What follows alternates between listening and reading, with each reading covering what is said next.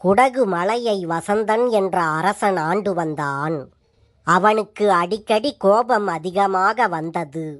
தனக்கு வரும் கோபத்தை கட்டுப்படுத்த முடியாமல் தவித்தான் அரசன் வசந்தன். அப்போது அவனுடைய அரண்மனைக்கு முனிவர் ஒருவர் வந்தார்.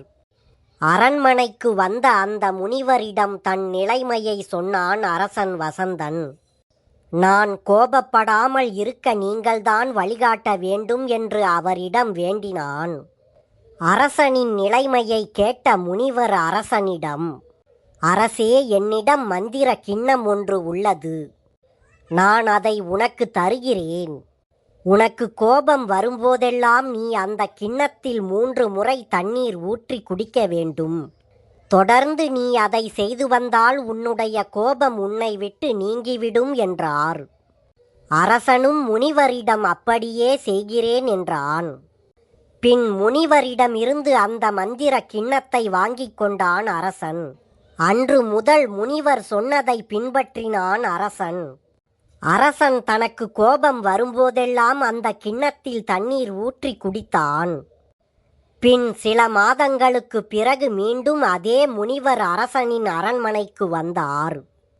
முனிவரை வணங்கிய அரசன் வசந்தன் முனிவரிடம், முனிவரே, இப்போது நான் கோபம் கொள்வதே இல்லை. என்னுடைய கோபத்தை உங்களுடைய மந்திர கிண்ணம் நீக்கிவிட்டது என்றான்.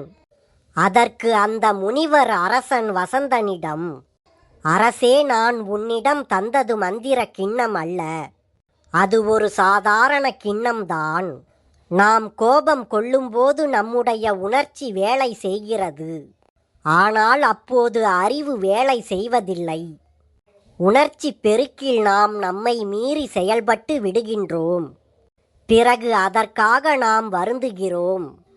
நமக்கு சிந்திக்க நேரம் கிடைத்தால் நம்முடைய அறிவு வேலை செய்யும். உணர்ச்சி அடங்கும். கோபம் கொள்வது தவறு என்பது நமக்கு புரியும். அதன் பிறகு நாம் கோபம் கொள்ள மாட்டோம்.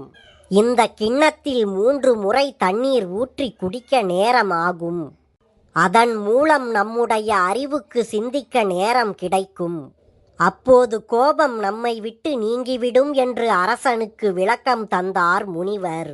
நம் உள்ளத்தை ஆட்கொண்டு பெருக்கெடுத்து வரும் சினத்தை அடக்கி காப்பதே சிறந்த பண்பாகும். வெள்ளத்தை கட்டுப்படுத்துவதுதான் அரிய செயல்.